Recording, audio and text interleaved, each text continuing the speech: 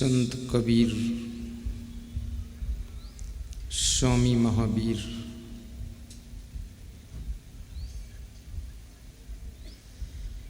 तुलसीदास,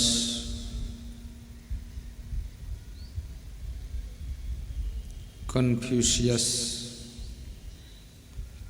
महात्मा बुद्ध,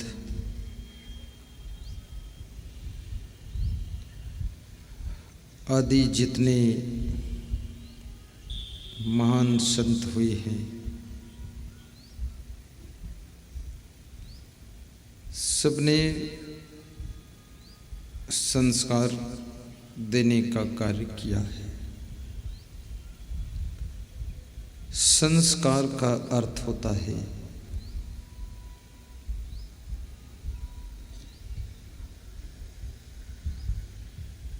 जिसके अनुरूप आप कर्म करते हो और जिसके अनुसार आपका चरित्र बनता है। संस्कार संगत से मिलते हैं, संस्कार साहित्य के अध्ययन से मिलते हैं और संस्कार गुरु के सानिध्य में मिलते हैं और प्रवचन से भी मिलते हैं।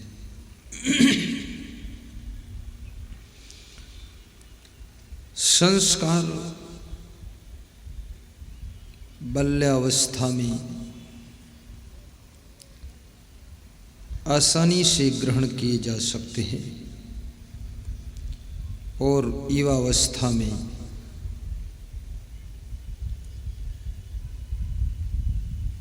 संस्कार प्राप्त किए जा सकते हैं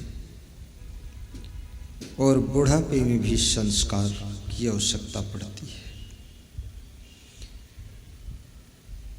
जब तक जीवन है, जब तक अंतिम संस्कार ना आपका हो जाए, तब तक जिंदगी जीने के लिए संस्कार आपको चाहिए,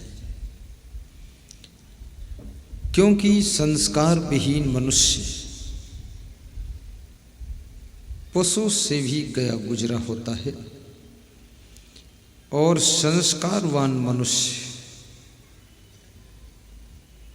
भगवान के समान हो जाता है। संस्कार पैसे से नहीं मिलते हैं, संस्कार बाजार में नहीं मिलते हैं,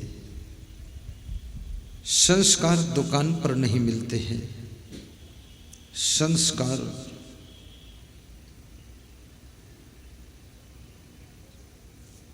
फ्री में मिलते हैं। जहाँ तुम रहते हो, आसपास के लोगों के कर्मों से, बातचीत से, स्वभाव से, चरित्र से, उनके तौर तरीका से आपको संस्कार मिलते हैं। एक तो संस्कार बच्चे को बिठाकर सिखाया जाता है, ऐसा करना चाहिए, वैसा करना चाहिए, लेकिन ये संस्कार उसके गहरे में नहीं जाते। जब वो बालक किसी को करते देखता है, किसी की जिंदगी को झांकता है और वहां से जब वो प्रभावित होता है, वो संस्कार उसकी गहराई में बैठ जाते हैं।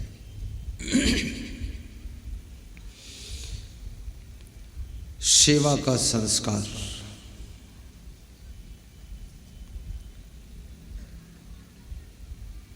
आपको अपनी मां से भी मिल सकता है। जिस बेटी की मां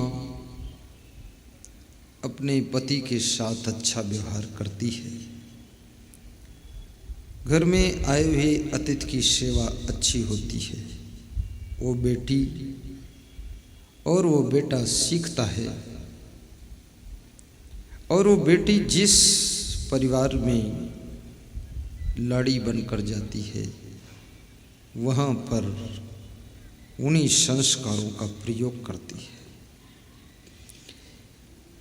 और मनुष्य का बच्चा जिनके संग में अधिक समय तक रहता है उनके क्रियाकलापों से बहुत प्रभावित होता है। इसलिए कहा जाता है कि गलत संगत में मत बैठो। अब गलत संगत क्या है? गलत संगत किसे कहते हैं? जिस संगत में बैठने से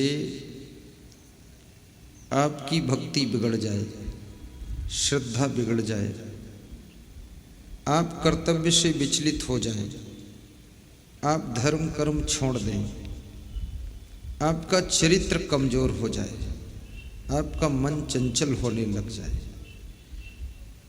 आपका पढ़ने में मन न लगे, वह संगत कुसंगत है। जिस संगत में बैठने से आपका मन नशा करने का होने लग जाए कि मैं भी बीड़ी पी लूं, दारू पी लूं, भांग खा लूं, तो समझो वो संगत तुम्हारे संस्कार बिगाड़ने वाली संगत है। और ये संस्कार हर उम्र में बनते हैं, हर उम्र में बिगड़ते हैं, हर उम्र में मिलते हैं, हर उम्र में सुधरते हैं, हर उम्र में डिस्टर्ब होते हैं। इसलिए कभी कभी आप देखते हैं कि बचपन में व्यक्ति बहुत अच्छा है पर जवानी में बिगड़ गया, और कभी कभी बचपन में व्यक्ति बहुत बिगड़ा हुआ है, शैतान है, चंचल है, पूरा घर परेशान है, लेकिन जवानी में पहुंचते पहुंचते ठीक हो गया। तो तुमने कहा चलो ठीक है, अब सुधर गई, अच्छी बात है। और कभी कभी आप देखते हैं कि मनुष्य बचपन को भी अच्छा पार कर जाता है और जवानी को भी ठीक से पार करता है और बुढ़ापे में जाकर बिगड़ जाता है। कितने लोग बुढ़ापे में फिसल गए। छत्तीसगढ़ प्रदेश में एक सज्जन मुझे मिले तो बोले बचपन में शादी करने का मन नहीं हुआ, गांव के लोग बोलने लगे महान है ये।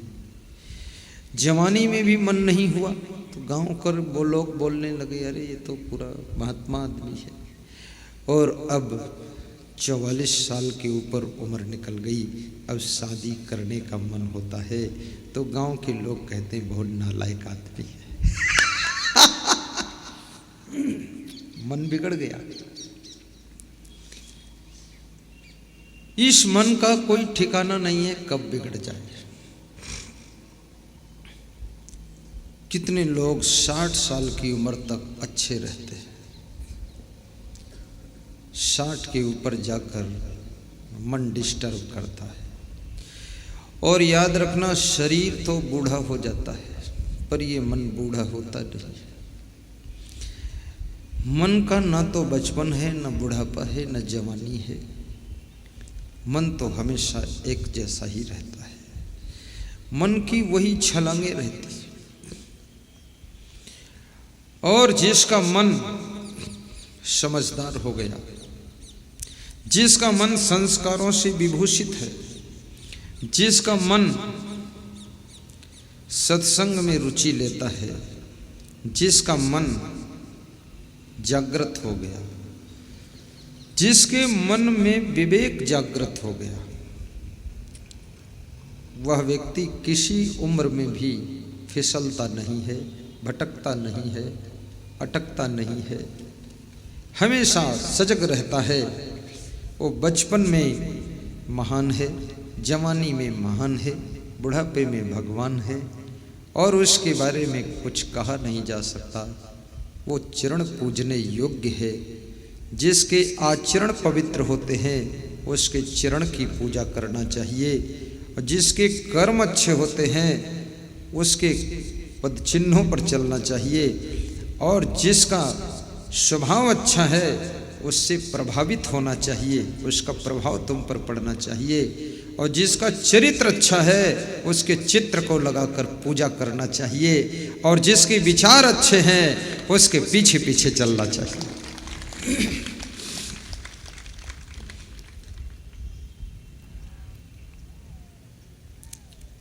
संस्कार का पूरा खेल है। विकास करने वालों के साथ में तुम बैठो, याद रखना तुम्हारे अंदर भी विकास करने की हवा भरने लगेगी, उन्नति के विचार उठने लगेंगे। तुम सोचने लगोगे कि हम भी कार लाएंगे, हम भी मकान बनाएंगे। और जिन्होंने जमीन बेच बेच कर बर्फी खाई है उनकी संगत में बैठ जाओ तो तुम्हारे पास में 2 बीघा जमीन है तो आधा बीघा बेच करके तुम भी बर्फी खाना शुरू कर दोगे। इसलिए शासन को चाहिए कि विकास करने वालों का एक सम्मेलन कर ले, कि जो विकास करना चाहते हैं उनका सम्मेलन, जो विकास कर चुके हैं उनका अलग सम्मेलन, और जो विकास नहीं करना चाहते हैं, जहाँ के तहाँ खड़े रहना चाहते हैं, उन आलसियों का एक अलग सम्मेलन। तीनों का सम्मेलन। और तीनों के सम्मेलन में आप देखिए 10-10 आदमी छांट लीजिए, उनका वक्तव्य सुनिए। आलसी व्यक्ति आलस्य को सिद्ध करता है तर्क से,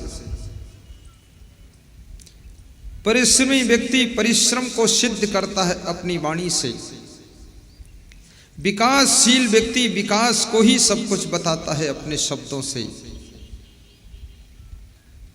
और पिछड़ने वाला व्यक्ति कहता है संसार में क्या करना है, आराम से रहना है।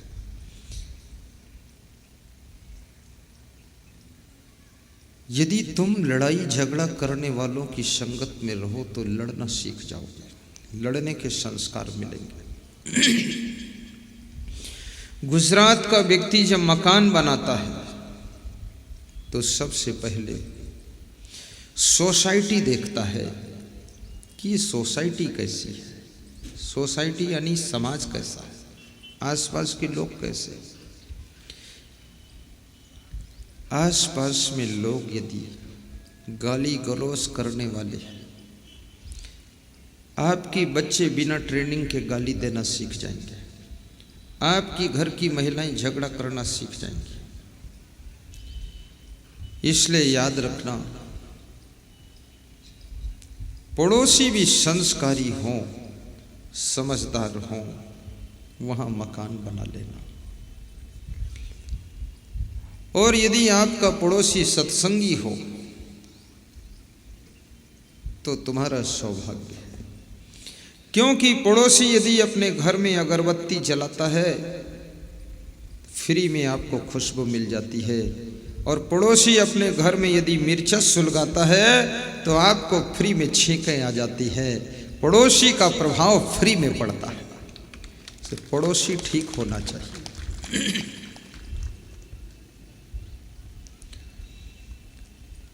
संस्कार सुधरने में वर्षों लग जाते हैं।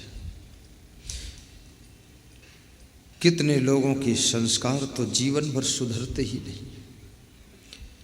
बचपन भी गया कचड़े में, जवानी गई लफड़े में, और बुढ़ापा गया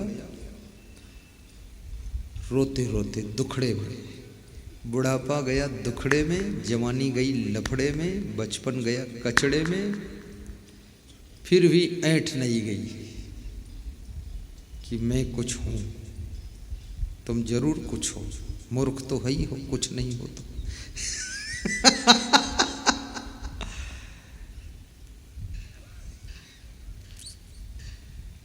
सारा खेल। और मनुष्य को अपनी चेतना को स्वयं जागृत करना चाहिए। उनकी संगत छोड़ दीजिए जिनकी संगत से आपकी कीमत गिरती चली जा रही है। उनका साथ छोड़ दीजिए जिनके साथ से तुम्हें भी अपमान के घूंट पीने पड़ते हैं। उनसे दूर हो जाइए जिनके नज़दीक रहने से तुम्हारी बुराइयां बढ़ती चली जा रही हैं, और उनके नज़दीक चले जाइए जिनके नज़दीक जाने से तुम्हारी बुराइयां दूर चली जाती हैं। उनके पास में रहिए जिनके पास में रहने से जिंदगी की परीक्षा में तुम पास हो जाते हो। उनके खास बन करके रहिए जिनके खास बनने से जिंदगी में विकास का द्वार खुल जाता है।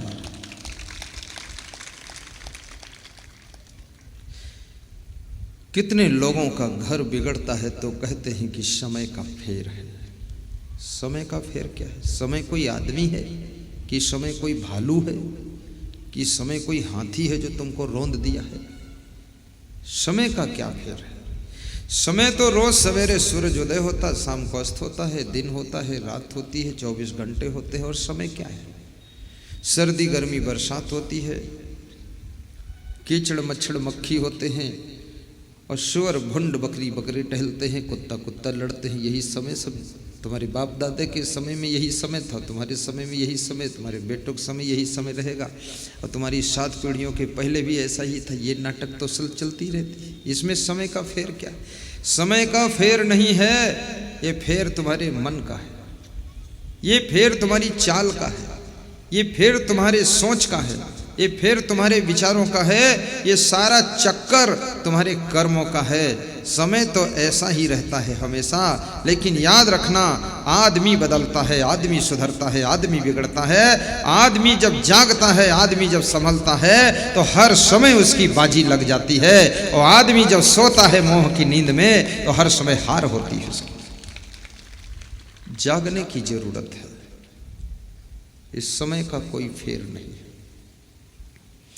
कितने लोग अपने भाग्य को कोसते हैं कि इस समय थोड़ा भाग्य का चक्र ऐसा चल रहा है, ज्योतिषियों के चक्कर में पड़ते हैं। और ज्योतिषी तो इंतजार कर रहे हैं तुम जैसे मुंह रखाएं तो हमारा भी काम चले। तुम्हारा हाथ देखेंगे, माथा देखेंगे, पेट देखेंगे, तुम्हारी नाक कहेंगे टेढ़ी है, सब जिंदगी टेढ़ी होने वाली है। फालतू बातें, खुराफात की। ये हाथ की रेखाओं का भी कोई खास खेल है नहीं, बिल्कुल नहीं।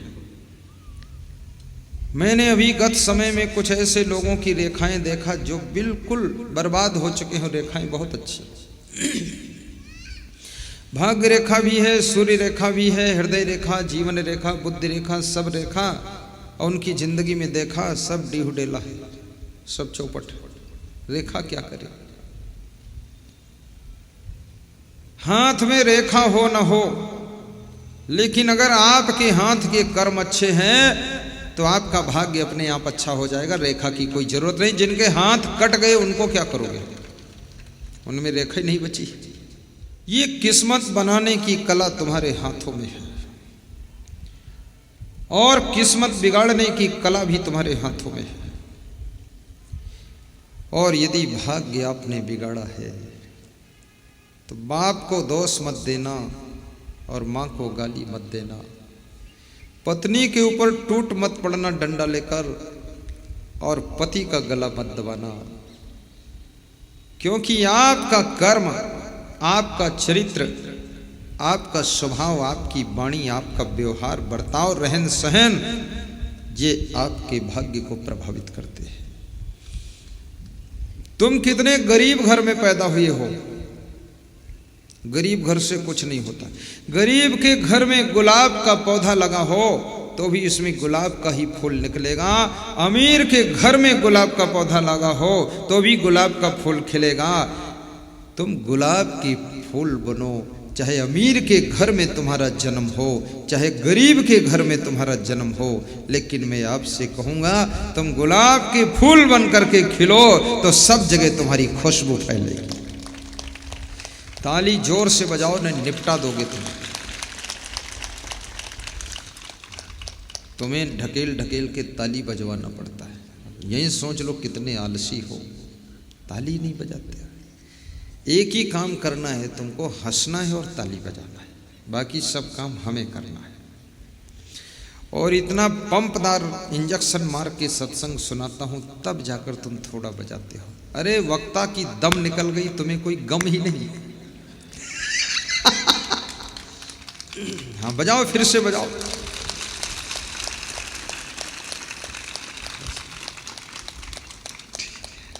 धन्यवाद धन्यवाद, बहुत अच्छा बजाया। पर अब दोबारा कहना ना पड़े, 2 दिन चार्जिंग रहनी चाहिए।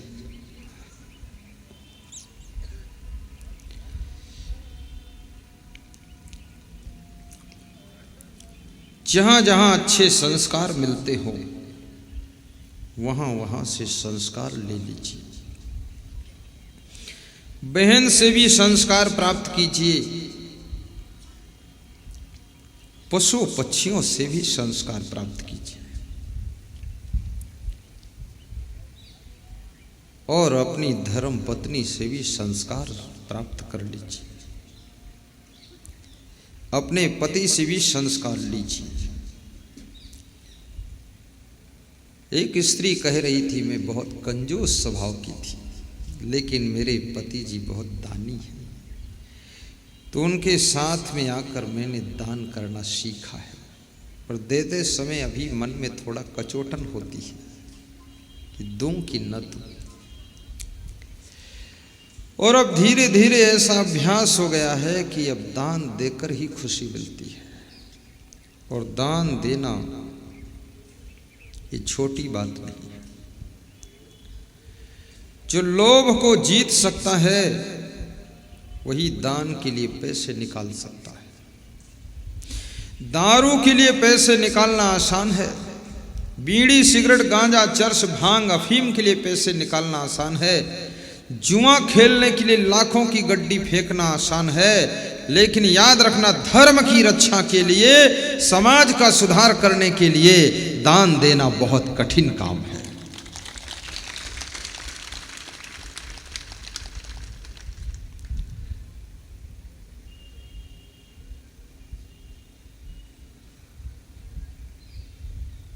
संयम नियम के संस्कार भी प्राप्त कीजिए। यदि आपके भाई के संस्कार भी गलत हैं तो उनको भी मत सीखिए। भाई भाई जरूर है, लेकिन याद रखना भाई की आत्मा अलग है, तुम्हारी आत्मा अलग है। तुम्हारे कर्मों से तुम्हारा भाग्य बनेगा, भाई के कर्मों से भाई का भाग्य बिगड़ेगा।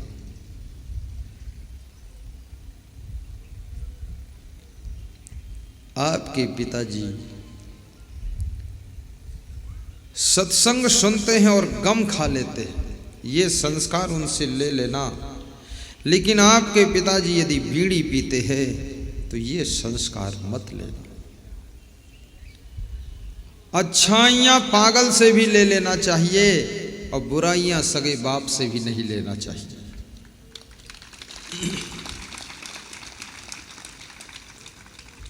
कीचड़ में सोना पड़ा हो तो उसको उठा लेना चाहिए और धो करके प्रयोग कर लेना चाहिए।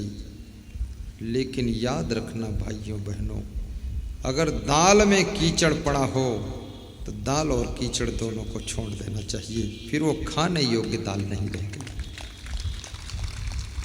सार सार को गहि रहे थोथा दे उड़ाए।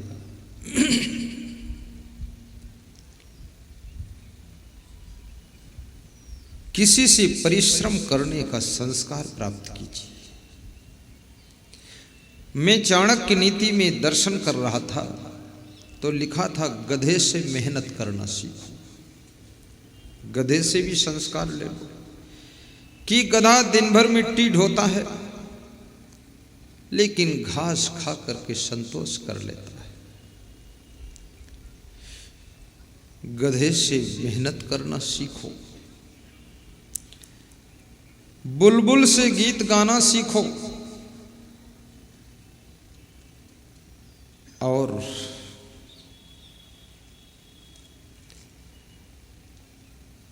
भाइयों बहनों, ये पूरा संसार आपको सिखा रहा है। ये हरे भरे पेड़ पौधे ये सब प्रदूषण को दूर करते हैं और इतना समझदार मनुष्य प्रदूषण को फैलाता है। आज हमारे पास में प्रातःकाल श्री बद्रीलाल राठौर जी मिलने के लिए आए। कहाँ बैठे? खड़े हो। ये सबसे पहले मिलने आ गए, फर्स्ट नंबर। बड़ी श्रद्धा है, ताली क्यों नहीं बजाते? बहुत अच्छे। मेरा निवास तीसरी मंजिल पर है, हिम्मत वाला ही चढ़कर आएगा। चढ़ गए, बैठो, विराजो। तुम्हें 2 मिनट मिला, फिर मैंने कहा आप विराजिए, मैं थोड़ी देर बाद मिलूंगा। 2 घंटे तक मेरा इंतजार किया तो मेरे से चर्चा प्रारंभ हो गई।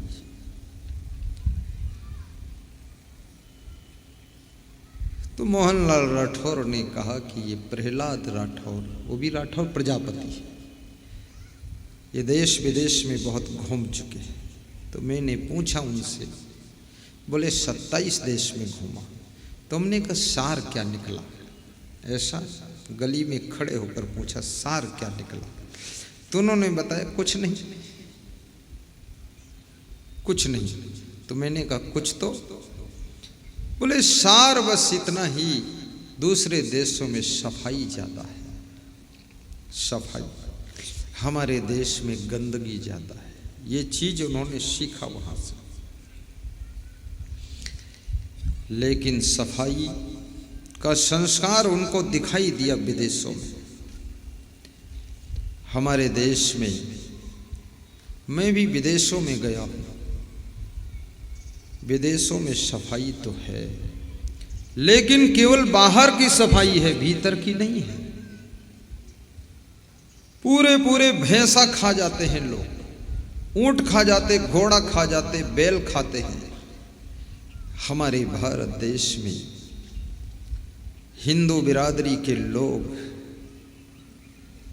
इन्हें खान पान की सफाई है, इनमें मन की सफाई है, और ये लोग वास्तव में प्रेम और सेवा का संस्कार यदि विश्व को सीखना हो तो उसे भारत से सीखना चाहिए। जो प्रेम सेवा हमारे भारत देश में है वो विश्व में किसी देश में नहीं।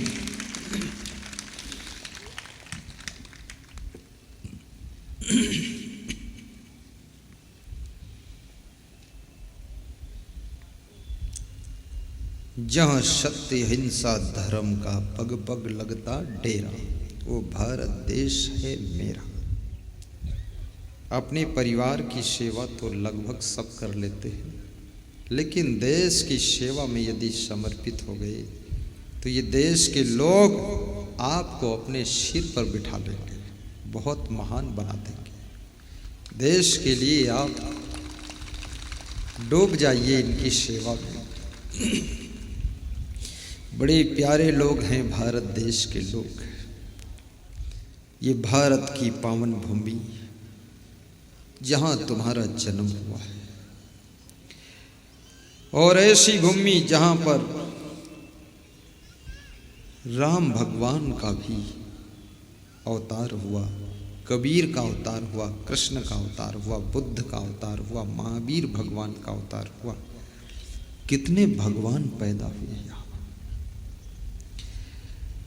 और देवता तो इतने हैं, 33 करोड़ देवता है, और देवता इतने सीधे साधे हैं। किसी मंदिर से किसी देवी देवता की मूर्ति कोई चोर उठा ले जाए, देवी देवता बिल्कुल उसके आराम से साथ में चले जाते हैं कि तू ले चल, मुझे बेच ले बेटा, तेरा काम हो जाएगा। चोर को मना नहीं करता, आराम से उसके साथ जाते हैं।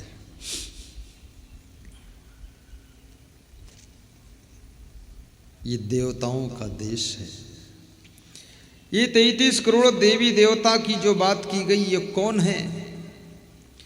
ये उस समय हमारे देश की जनसंख्या 33 करोड़ थी। ये 33 करोड़ नर नारी ही देवी देवता जैसे अच्छे संस्कारों से विभूषित लोग, अच्छे गुण कर्म स्वभाव वाले लोग थे। उन्हीं नर नारियों को 33 करोड़ देवता की संज्ञा दी गई है, और ये उन्हीं का स्थान था। तो श्रीमद् भगवत गीता में श्री कृष्ण भगवान से अर्जुन ने पूछा है। कृष्ण और अर्जुन का संवाद ही है गीता। अर्जुन ने पूछा कि हे भगवान, ये जो देवता होते हैं, देवी होती हैं, तो इनमें क्या लक्षण होते हैं? क्या आज का इंसान, क्या ये नर नारी भी देवी देवता बन सकते हैं? तो श्री कृष्ण कहते हैं क्यों नहीं बन सकते। तो लक्षण बता रहे कि जिसमें 26 लक्षण होते हैं, संजय भाई 26 गुण होते हैं, वो देवता होता है। वो देवी है नारी जिसमें 26 गुण है।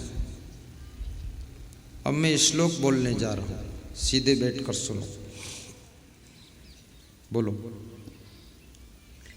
अहिंसा सत्यम अक्रोधः त्यागः शांति अपैशुनम दया भूतेषु अलोलुप्तम मार्दवम हीहु अचापलम तेजः क्षमा धृति शौचम अद्रोहो नातिमानिता भवन्ति संपदं दैवीम अभिजातस्य भारत। अर्थ बताना पड़ेगा कि समझ गए तुम? बोलो। हैं? नहीं बताना पड़ेगा तो उल्टा सिर क्यों हिलाते, ऐसे करते? ऐसे हिलाओ, बताना पड़ेगा, बताना पड़ेगा। समझो, ये 3 श्लोकों में 26 लक्षण बताए हैं और ये जिस नर नारी में आ जाए वो देवी देवता हो गया। नंबर 1 अभयम, जो अभय है। अभय कौन रहता है? जो गलत काम नहीं करता है वही अभय रह सकता है। जो गलत काम सोचता भी नहीं वो अभय रह सकता है। जो गलत सोचता है वो भयभीत हो जाएगा। जिसने सोचा है यहाँ किसी महिला की चैन खींचूंगी, वो स्त्री भयभीत बैठी है और उसके चेहरे को देखकर मैं समझ गया हूं ये स्त्री भयभीत है, ये चुट्टी है, चुराना चाहती है। और अभय जो होगा वही अभय होगा जिसको आत्मज्ञान भी होगा। अभय वही होगा जिसका मन निर्मल होगा। अभय वही होगा जो गलत कर्म नहीं करता होगा। चोर की दाढ़ी में तिनका। अभयम सत्यम, और जिसके सात्विक विचार है, सात्विकता है, जिसके खान पान में भी सात्विकता है, अंडा मुर्गा मछली मांस नहीं खाता है, सात्विक भोजन, शतोगुणी भोजन। भोजन का भी प्रभाव होता है, रजोगुणी सतोगुणी तमोगुणी। कुछ भोज्य पदार्थ ऐसे हैं जो आपके अंदर तमोगुण पैदा करेंगे, कुछ ऐसे भोज्य पदार्थ हैं जो आपके अंदर भोग विलास की इच्छा रजोगुण पैदा करेंगे, कुछ ऐसे भोज्य पदार्थ हैं जो आपके अंदर शतोगुण पैदा करेंगे, सात्विकता पैदा करेंगे।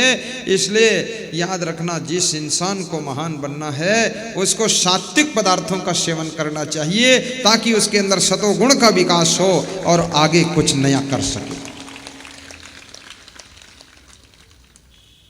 जैसा खाए अन्न वैसा बने मन, जैसा पिए पानी वैसी बने बानी। अभयम सत्वम संशुद्धि, और जिसका अंतःकरण शुद्ध है। देखो, शुद्ध दूध तो सब पीना चाहते हैं लेकिन अंतःकरण शुद्ध नहीं रखना चाहते। अंतःकरण, चित्त मन बुद्धि और अहंकार, ये 4 पार्ट मिलकर अंतःकरण बनता है। अंतःकरण शुद्ध हो। संशुद्धि, ज्ञान योग व्यवस्थिति, और जिसके पास में ज्ञान भी हो। ज्ञान होना बहुत कठिन है। ये इंग्लिश का ज्ञान नहीं, मैथमेटिक्स का ज्ञान नहीं, ये फिजिक्स केमिस्ट्री नहीं। ये तो कितना ही ज्ञान प्राप्त करो, इस ज्ञान से केवल तुम्हारी रोटी चल सकती, धोती चल सकती है, बाकी इससे कुछ होने वाला नहीं। पर भाषा का ज्ञान भी होना चाहिए, स्कूल का भी ज्ञान होना चाहिए, वो भी जरूरी है जीवन चलाने के लिए।